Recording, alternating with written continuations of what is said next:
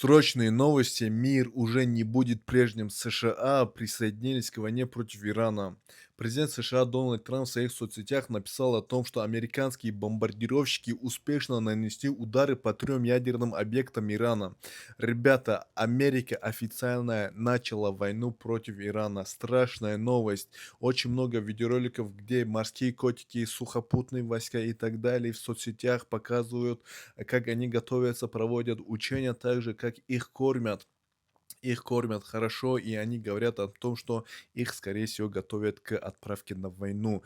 Ребята, действительно, очень страшная новость. Я не знаю, что там дальше будет. Очень мало новостей пока что. Иранские источники говорят о том, что с ядерных объектов много чего были перенесены. Я не знаю, что там дальше будет, но я знаю, что мы на пороге Третьей мировой войны, так как США, Китай, Россия, Иран, Пакистан и многие другие страны будут вовлечены в это, и весь этот регион опять полыхнет, и это коснется всех.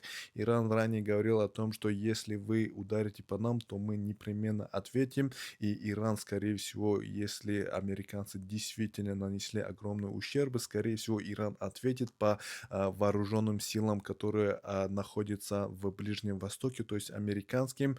И мы не знаем, мы будем ждать, скорее всего, новых новостей. Но, ребята, это очень страшная новость.